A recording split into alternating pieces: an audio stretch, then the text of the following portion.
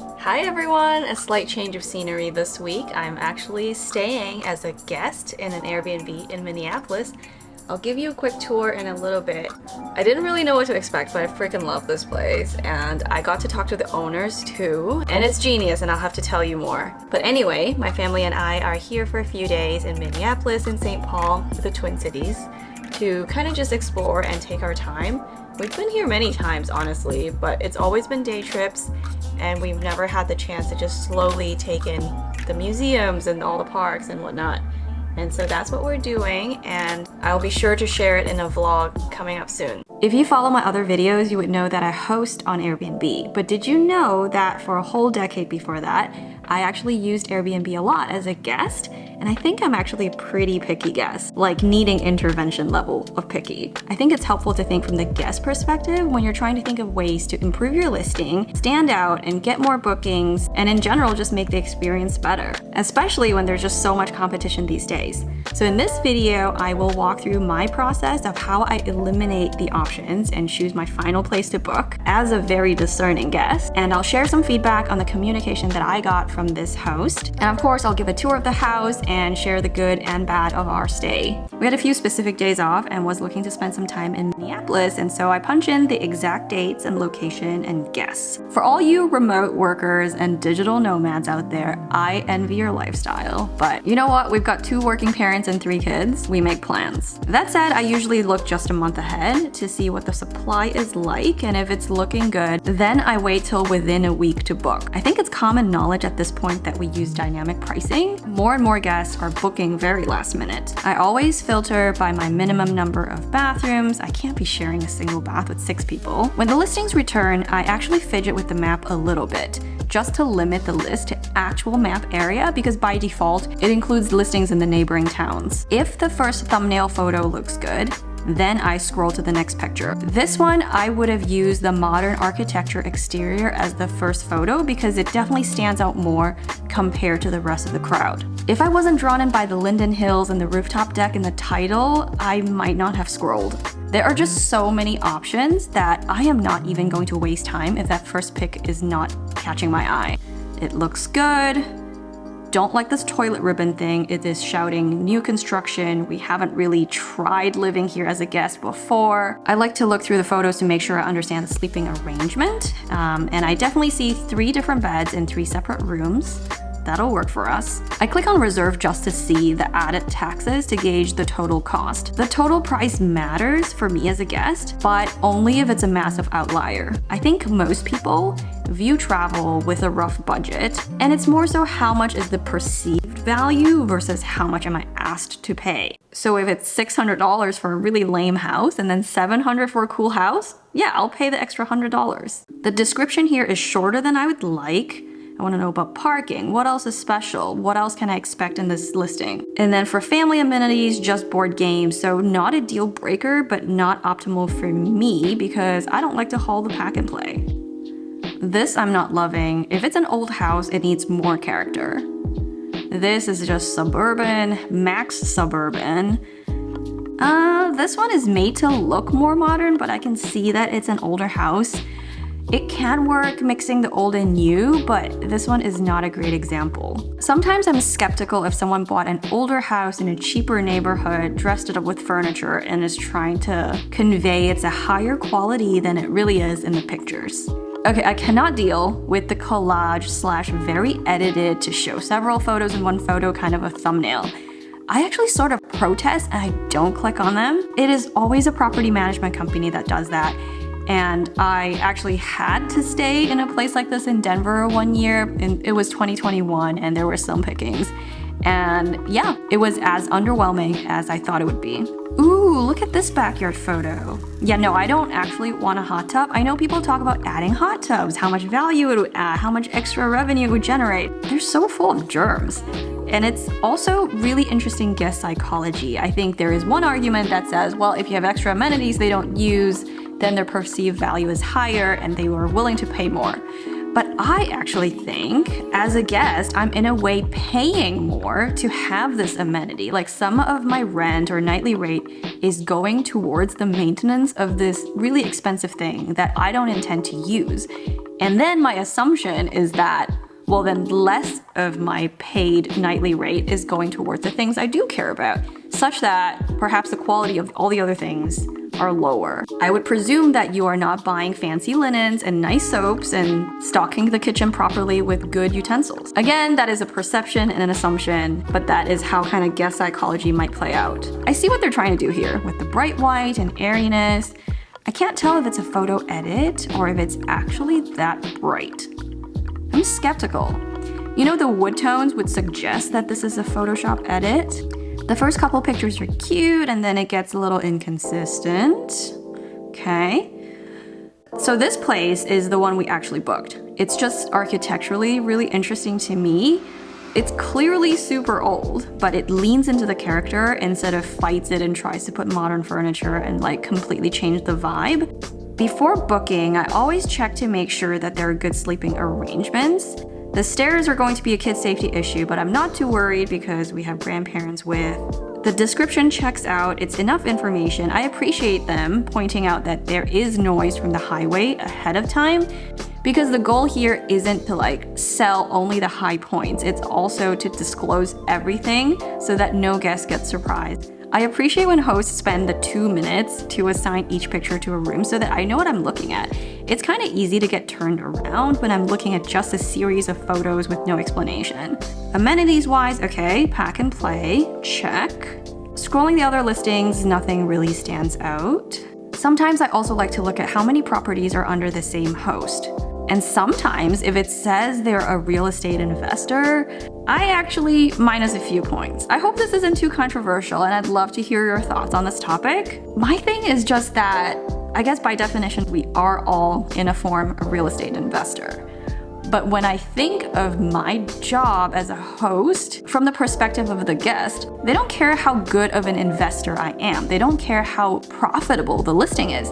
They care about whether they're gonna have a good experience. And that should really be my primary concern, the hospitality aspect of it, not the fact that I like to invest money in real estate and make money from people like you, the guest. That's kind of what it sounds like to me. Even if you're full-time into short-term rentals, I think it still sounds better if you say you are a full-time Airbnb host. It just aligns your primary concern with the interests of the guest, and it sounds better. Sorry, I'll get off my soapbox now. Probably no one reads those descriptions except me. You know, I wonder if this red and all caps book now thing, does it work to improve conversion? Okay, so far the carriage house looked the best to me. And the last piece I like to test out before I actually book a place is the communications.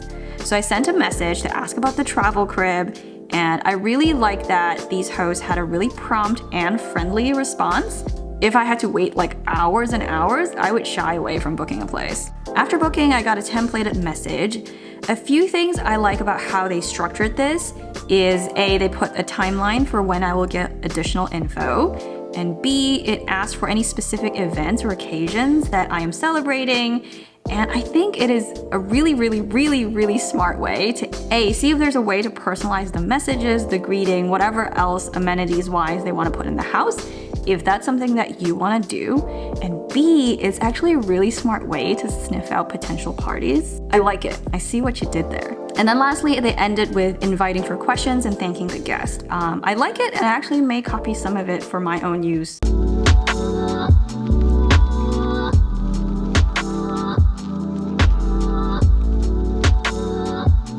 So here is the house. It's as cute as conveyed in the pictures, which is great. As promised, the host did send additional check-in information 48 hours prior to check-in. However, that was mainly parking info, what's supplied in the kitchen and bathroom, and not the key code. The message just said, "We will send you the access code on the day of check-in." I've seen this one other time when we stayed in Denver where the code wasn't given until right before check-in.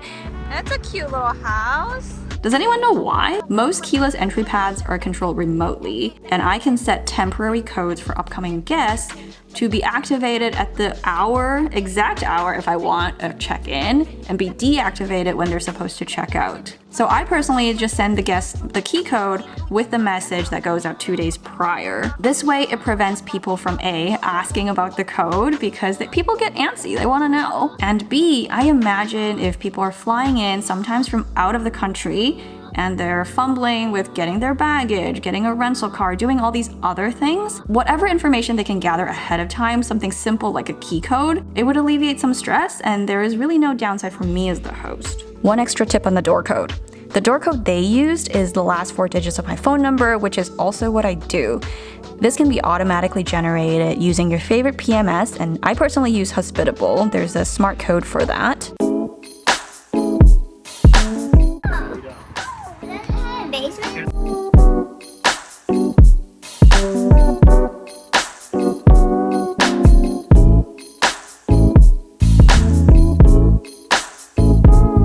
I love all the design details, the light fixtures, the stairs, the art, that fireplace, those irons and wood beams.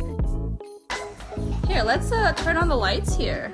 I found the mattress to not be as supportive as I would like. You don't want this bedroom? What's wrong with this bedroom? We don't want to see that picture. You know.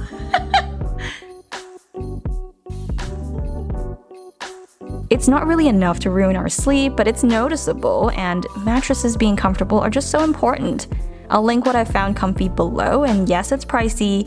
Make sure you do a mattress protector, maybe buy it on Prime Day. Oh, it says welcome Lydia family. We hope you love this. That's cute. Coffee over here. They said local coffee. This local coffee? It is local. Terrible. I feel lied to. The kind of coffee we put our. I feel lied to. I mean, this is more than we give. They gave coffee, which is nice. Oh, I don't know how to fix this one. Yeah. Oh, there's snacks. They included Netflix access, which was really nice. I don't remember them advertising that at all, and I think it can be seen as a bonus if you include it in the description. Just a small design comment, I understand how this looks nicer to have the chairs and couches be on the side and then the TV in the middle, but functionally it's actually really hard to watch TV this way. And this is the only TV in the house. We ended up moving the furniture during our stay a little bit for that purpose, which obviously we moved back, we're not monsters. Let's go see upstairs. You got your baby? Let's go see upstairs. Oh my goodness, the upstairs is nice.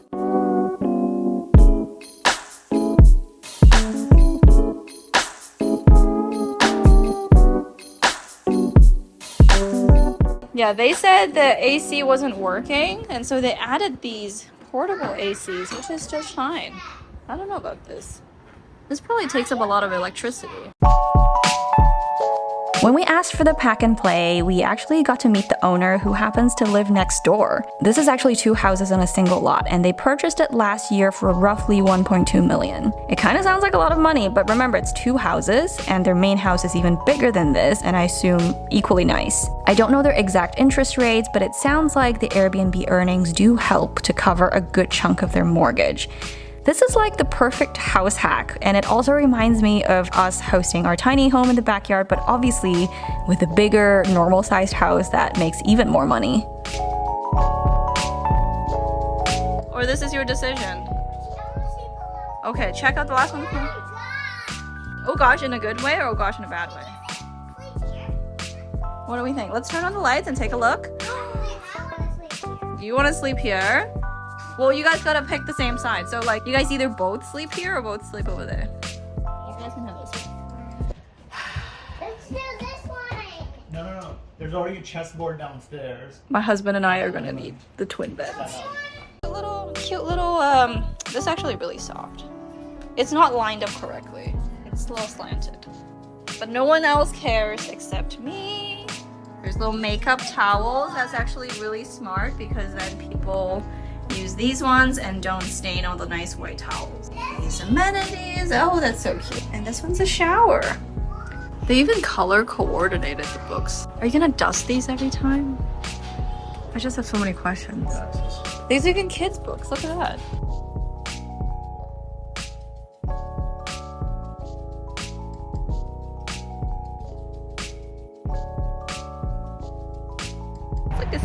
garden.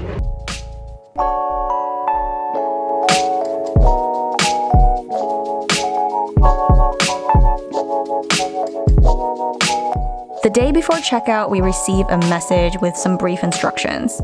All very reasonable, and I appreciate the simplicity. I tend to agree with some people that sometimes there's too long of a chores list. Of course, if you use some dishes, you would wash them, and leaving towels in a specific area that's easier to pick up and notice, that's also fine. But something like stripping the bed, that is a whole other level, and I don't think I even do it very often in my own house. So yeah, I really liked their minimal list, and checkout was really smooth. Before I move on to other miscellaneous feedback, if you're planning to host on Airbnb and you would like to support the channel, please consider using my links below. You would get a $40 bonus after your first guest, and I would be listed as your Airbnb ambassador.